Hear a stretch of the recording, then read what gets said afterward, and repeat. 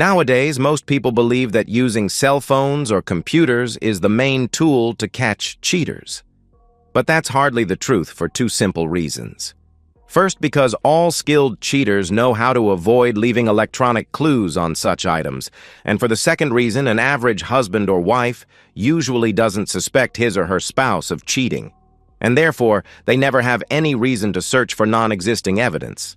I know that for sure because I have been one of those slightly naive cuckolds who thought that my pretty wife Lisa would never cheat me. But the cruel truth is that I was totally wrong and must have been living with some kind of blinders on my head because I never saw or suspected the slightest sign that we had such problems in our marriage. I am Bo Eklund, a 39-year-old guy from Scandinavia, working in planning and administration at the leading local construction company in our area.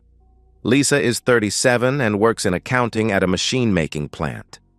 We married 13 years ago and have a 9-year-old son and a daughter of 7. Until that terrible Friday when a simple coincidence turned everything into a total mess, I, the silly jackass, had thought that Lisa and I had a good marriage. My problems began on the previous Saturday when I had to spend a few hours at my job fixing some urgent problems and took the whole next Friday off from the job as overtime compensation. Of course, Lisa had given me a long list of honey-do chores to keep me busy that day. But after the kids left for school, I skipped her list and decided it was a better idea to clean the house since we had invited 2 families over for dinner that evening. After vacuuming the living room, I decided to clean the mirrors in my cocktail cabinet so it would make a good impression on our friends that evening. It usually contained 8 bottles of malt whiskey from different distillers in Scotland and 6 crystal whiskey glasses. To my great surprise, I could see that one of the glasses was used, whereas it hadn't been the day before yesterday when I had replaced a burned-out light bulb in there. That was a mystery because I never left dirty glasses in that cabinet, so it was obvious that somebody must been in my house and drinking my whiskey yesterday. Lisa and I left at the same time in the morning and I was home before her, so somebody must have been drinking that whiskey during the daytime when both of us were at work. But nobody breaks into a house to drink a glass of whiskey, so there had to be some other explanation. First, I checked the doors, windows, and locks for break-in marks, then all our valuables. But nothing strange was visible and nothing was missing. The next thought was that Lisa had been at home for a short stop together with somebody. But it was strange that she hadn't mentioned that to me. Unless, of course, I wasn't supposed to know anything about it. Not supposed to know hit me like lightning. So I went into the bedroom to check for clues, but couldn't find anything in there. The next step was searching the spare room, where I was surprised to find that the pillow and sheets on the bed were slightly used. That was really strange, because it had been many months since Lisa's sister slept 2 nights there. A very close examination gave me a couple of dark brown, long brown hairs on the pillow and a small dried spot of something in the middle of the sheet. I replaced the used sheet and pillowcase, cut out the spot from the used one, and threw the remainder of the sheet in a garbage bag. When I grabbed my magnifying glass to compare the hair from the spare room with a hair from Lisa's hairbrush, there was no doubt they were equal. Lisa's sister is blonde, so it couldn't have been her hair. It was clear that somebody had had sex in that bed yesterday, and with Lisa's hair on that pillow, it was obvious that she had been involved in it. Because of her gym time last evening, she hadn't had a chance to fix the bed without making me suspicious. But I don't think she was too worried about that because I never checked anything in the spare room. If it hadn't been for that dirty glass, I would still have been a happy husband. Lisa had never left a dirty glass in that place. So it was obvious that the lover boy had taken that whiskey without her knowledge while waiting for Lisa. Of course, there was no way for me to pretend that everything was as usual and have dinner with our friends. So I made 2 phone calls to some very surprised friends canceling the dinner. After that, I wrote a message to Lisa and left it on the kitchen table. Lisa, due to our very serious problem, I've canceled the dinner with our friends and will be away for some time. Bo. Not much information either about the problem or where I had gone or for how long. But Lisa wasn't stupid and might get some clue, at least when she found a clean sheet on the spare room bed.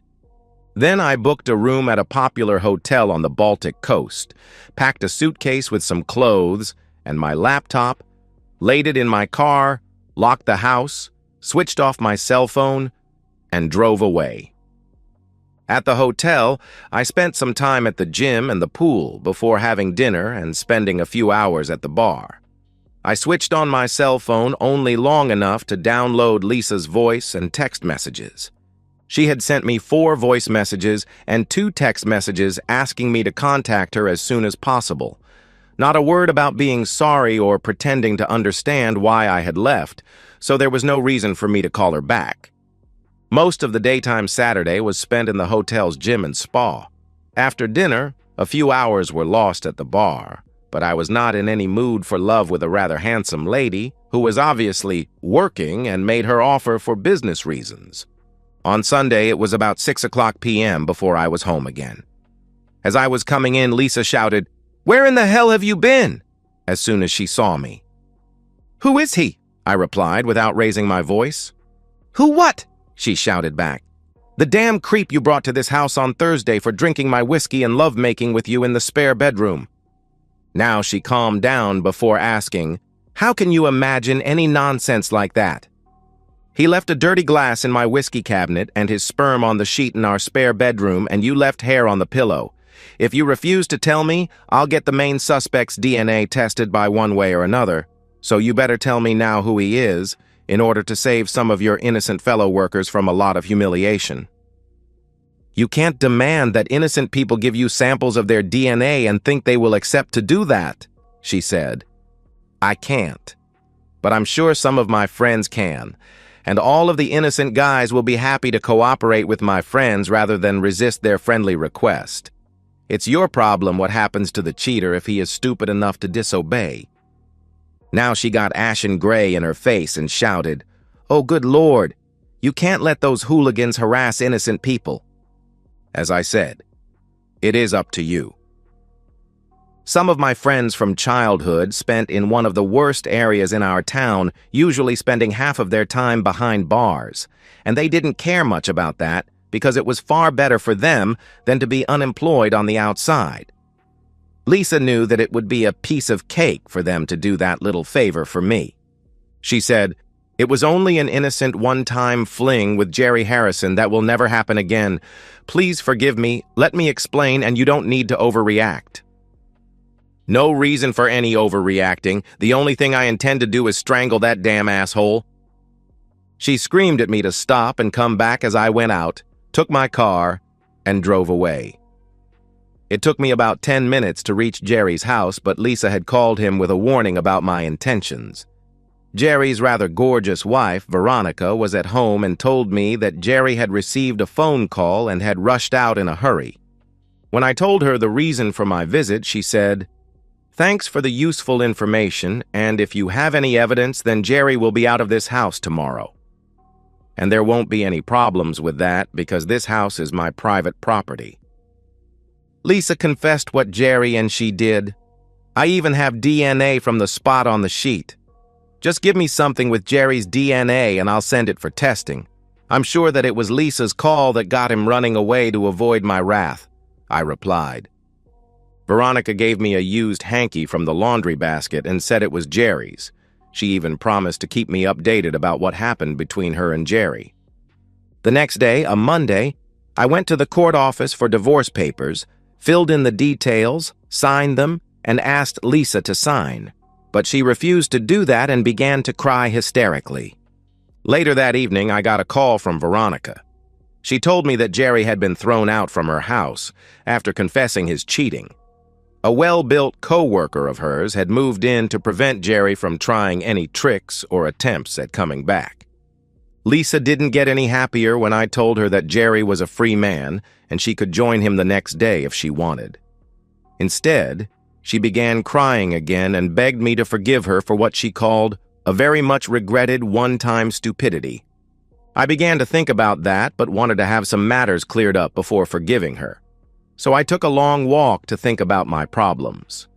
During the walk, Veronica called me and asked if I could do her a favor that sounded strange to me but was obviously very important to her.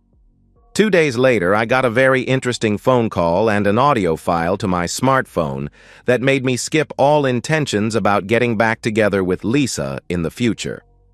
In the audio file, Jerry Harrison confessed that he had slept with Lisa Eklund about 5 to 6 times at different places, but last Thursday was the first time in her house. The first time had been at the Christmas party at their job. The second time had been at a seminar when a Joel Nielsen had joined them for an all-night-long three-way. After that, it had been only Lisa and him at different places. When Jerry was told he could remain in his present job, but that his wife wanted him to be living in the next town 35 kilometers away, he accepted. My friends told me that it hadn't taken more than a few seconds with a taser to get Jerry to cooperate in all the suggested matters. First, I called Veronica with the news about her long-time cheating spouse. After that, it was Lisa's turn to listen to Jerry's confession. That got her to sign the divorce papers without any further arguing or explanations as to why she did what she did. Although the divorce was expected to be a real hell that would hurt our innocent children, I could not find any other alternatives. It didn't matter how much I had loved and still loved Lisa. Her long-time cheating and lies were too heavy a burden for me. 6 months later, I still feel like a pile of crap and my life has remained a mess. I bought our house out from Lisa after taking a new loan at the bank. That, together with paying all those expenses with only one salary, had a terrible effect on my economy. Although almost all the people involved in Lisa's cheating are losers in one way or another, I'm still feeling like the main loser. Jerry did exactly as he was told, and bought a cheap house in the next town where he lives together with a divorced woman he met on some websites. He is still accusing Lisa for his downfall. Even though they still work at their old jobs, they ended their relationship and hardly speak with each other. Even Joel Nielsen is a poor loser, though he is still married. But after I told his wife about his three-way with Lisa and Jerry, she gave him a simple choice: bug off or accept some new conditions. He accepted and is now a laughingstock whose wife is sleeping with her boss at least one night a week, usually at his apartment, but sometimes even in Joel's bed. Joel is said to be sleeping in the spare room or at a cheap hotel many nights. Joel's wife has even gotten a promotion at her job and a company car, so she is a winner who doesn't do the deeds for nothing. Even Jerry's ex-wife, Veronica, is a winner because that handsome co-worker never left her house, and I'm even invited to their wedding. Veronica says that she has fixed me up with a great date for her wedding, but I don't expect it to be anything serious. It was Veronica who wanted to get rid of Jerry from our town and asked me if I could find some way of persuading him to move out. I did, and she paid my friends very well for that favor, which also gave me very useful information about Lisa and Jerry. Lisa ended up living together with Tony Holm in his 2-room apartment. Thus, she couldn't have our children every second week, as agreed in our shared custody settlement. Tony is a divorced, extremely jealous wife abuser, which is why several of Lisa's friends and I warned her about him. But she didn't listen to us. Nothing happened until Lisa received her money from our house and refused to give it to Tony. He had almost completed the purchase of a new BMW. He got really mad and made the serious mistake of beating Lisa severely in front of our children. Although I dumped Lisa for her cheating, she is still my children's mother, so anybody who is stupid enough to hurt her will not remain unpunished. That's the reason why Tony was taken to the hospital with a broken collarbone and a broken leg, and also with an injured knee. And then he returned in the wheelchair that would be his for several weeks into the future. While her tormentor was in the hospital, Lisa had moved from out his apartment and bought her own in a much better area. Though she and I are far from friends, we are now at least on speaking terms about our children, and I'm sure she's telling the truth when she says that she regrets her cheating like hell. What surprised me a lot was how quickly Veronica and Joel Nielsen's wife got new boyfriends. I do believe that Lisa wasn't the only cheating wife in this mess. One of my best friends is convinced that Jerry and Joel slept with Lisa as some kind of revenge because they suspected their own wives of cheating. Who knows? If he's right, I'm the only innocent victim among all the involved adults in this mess. How fair is that? And that's the end of today's story.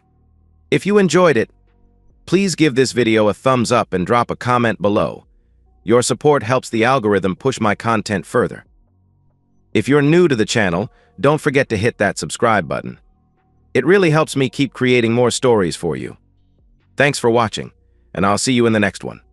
My ex-wife and I first crossed paths during our college days. She was undeniably beautiful and always seemed to have a swarm of admirers around her. While we shared some classes over the 4 years, I never made a move due to the competition.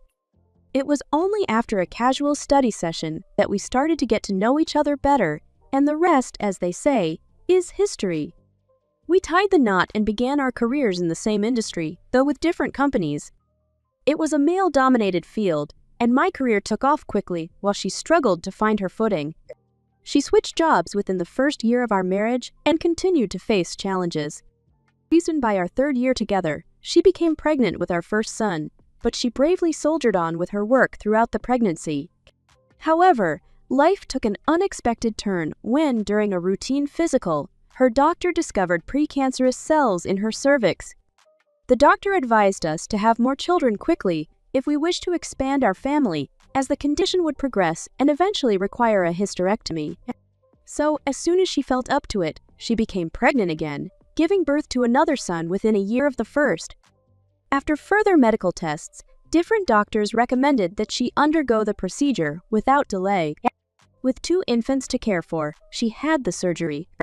It was a heart-wrenching decision, as we had initially planned on having a large family. She channeled her energy into being a devoted mother, excelling in the role. She became a stay-at-home mom, managing all household responsibilities, while I continued to advance in my career. We had close friends from our college days, A and B, who were also starting their family around the same time as us. We had a strong bond and frequently spent time together, going on vacations, dinners, and outings.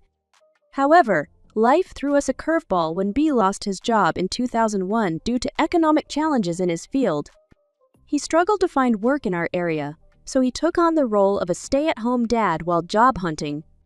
My ex-wife and B grew close during this time. They spent time together with their children, and their friendship deepened.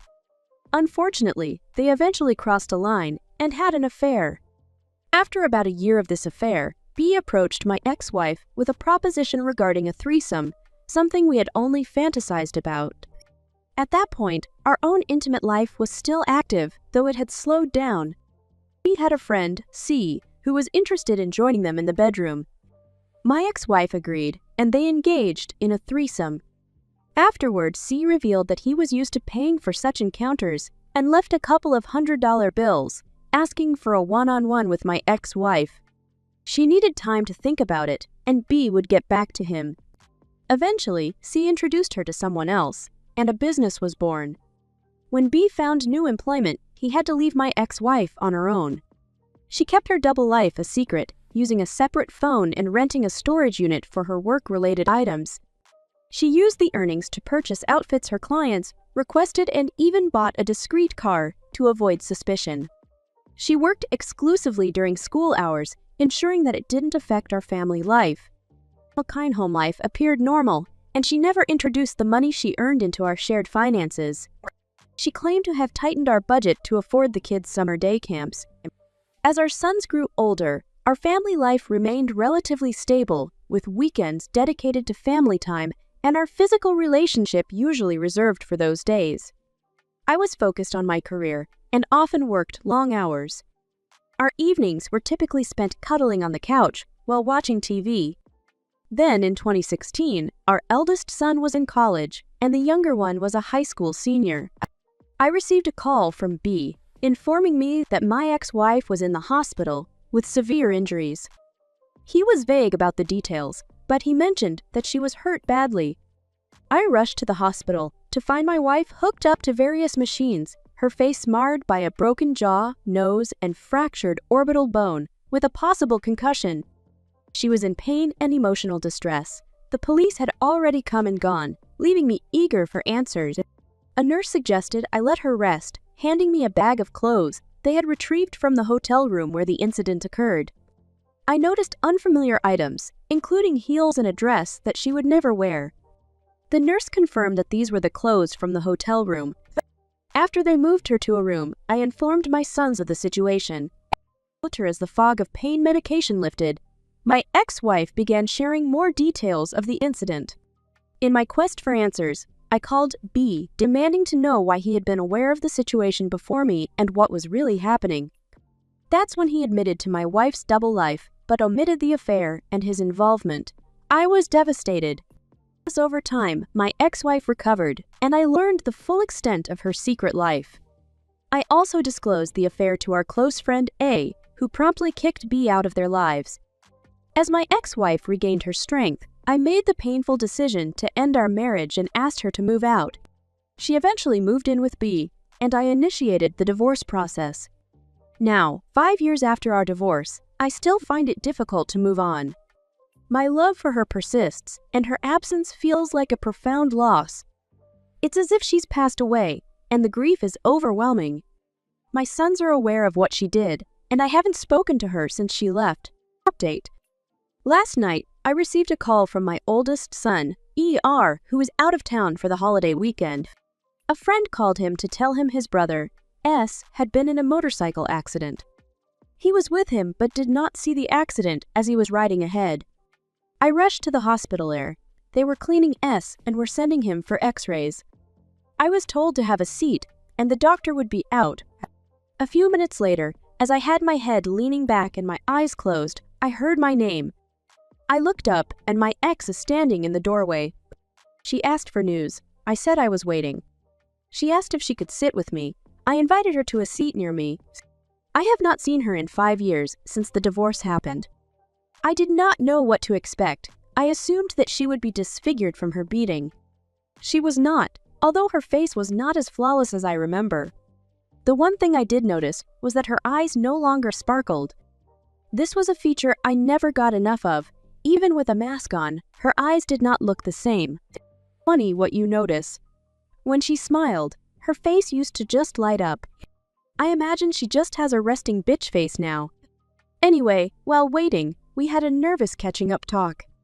She mentioned she liked the landscaping I did, and how the plants now matured really look nice. This tells me she's been by the house where I have no idea where she lives, and my sons were told never to mention her to me. During and after the divorce, I tried to purge any remembrance of her.